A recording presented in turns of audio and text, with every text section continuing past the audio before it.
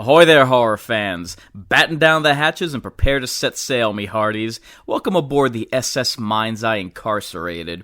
Disembarking Romania, next stop, London, England. Bon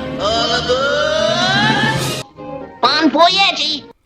This is your captor speaking. I didn't mean to barge in here, but I run a tight ship, and I'm a monster on a mission to get this trailer gut reaction shipshape. The catch of the day is the last voyage of the Demeter, and I've got my sights set. Three things come to mind while watching this trailer right off the rip. Firstly, I've always loved single location movies, whether it's The Strangers or, more recently, Evil Dead Rise. Not only do open waters make for a perfect isolated environment, but the deep sea is a foreign setting for man.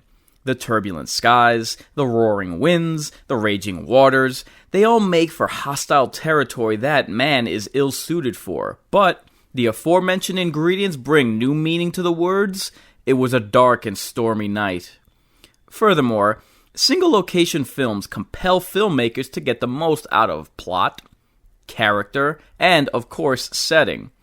Secondly, this chapter of Bram Stoker's novel indeed remains uncharted waters for cinematic depictions for the Dracula legend. Finally, I do feel we need more cursed ship stories, whether haunted by vampires or ghosts. Therefore, as you might have guessed, our story involves a band of scallywags on a boat charting an expedition around the coast of Europe.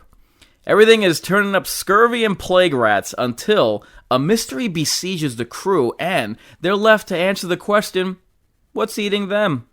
Has there been a murder? There's only one creature capable of leaving a footprint that size. The abominable snowman. My second guess would have been Chupacabra. There is a third option. Yes, it involves murder. That's your option? Regardless, it's enough to give the crew that sinking feeling. Now then, we've got a classic case of the whodunits on our hands. Our list of usual suspects includes Jack the Ripper, Jeffrey Dahmer, and the one we're all thinking, Godzilla. Unfortunately, the trailer, at least, is a bit too straightforward, lacking in nuance or a fresh take on this noticeably brief chapter of the novel. That having been said, I don't mean to take the wind out of anyone's sails, but there are a few misgivings I have where the film leaves me feeling a bit iffy. With the use of Bullet with Butterfly Wings by the Smashing Pumpkins, I don't think employing modern music sets the right tone for your gothic legend at sea. I obviously don't imagine that this song will play during the movie, and the trailer's promotion isn't indicative of the final film, but it just sets a peculiar pitch for the preview. As far as what we'll see during the flick, the creature effects appear anemic and frankly uninspired.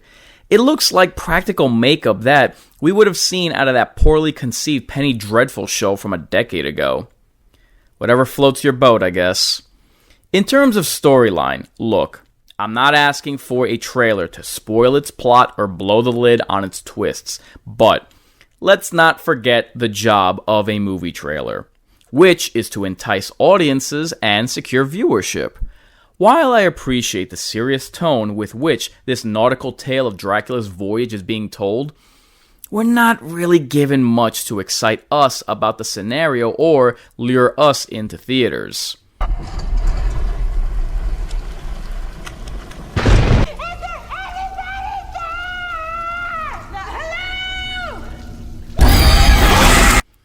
Well, ship happens. Not to harbor hard feelings, I ain't quite ready to abandon ship just yet. Don't drown your sorrows just yet. There does at least exist embers of hope for this doomed expedition.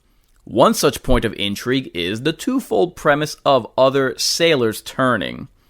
The numbers game works against the characters as the monster chips away at the cast, one corpse at a time, the crew turning on each other figuratively with paranoia, and then physically turning upon joining the Children of the Night.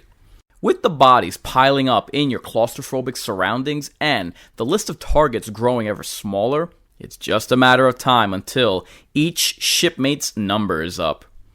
With that in mind, here's hoping that the plot got more meat on its bones than what we're being shown, and that the characters present relatable, working-class sailors that the audience can show concern over their danger instead of indifference towards their plight.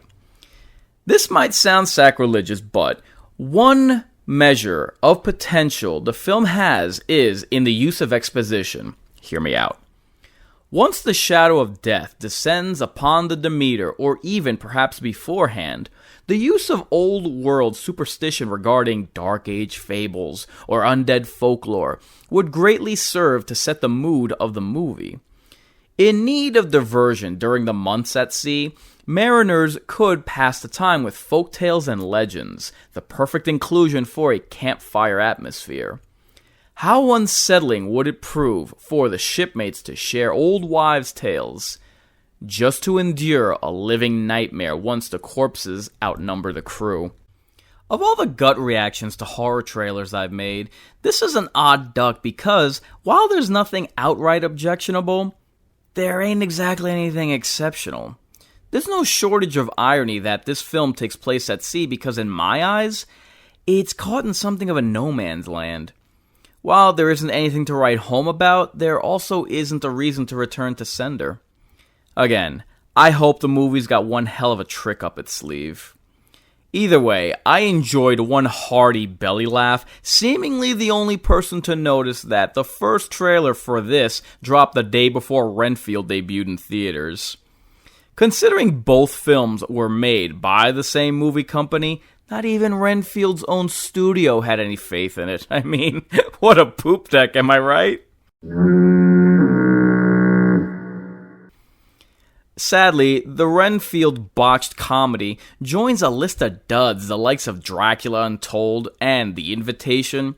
Jesus, there have been some atrocious Dracula movies in recent memory, but that's all water under the bridge.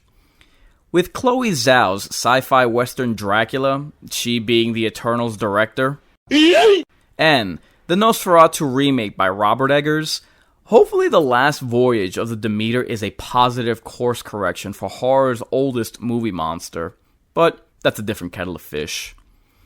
So, will this adaptation sail off into the sunset, or is this one lost at sea? Is there smooth sailing ahead, or was it all for naught? Come hell or high water, I'll be standing watch. Also, considering the mass homicide by exsanguination on a sea ship, wouldn't a better title for the movie have been Blood Vessel? Hey, but you didn't hear it from me. After all, loose lips sink ships. I've been Inkarnate, reminding you, I ain't just a big deal, I'm the real deal. If you're resigned to your fate, time to subscribe to your fears. Warn your friends. Warn everyone.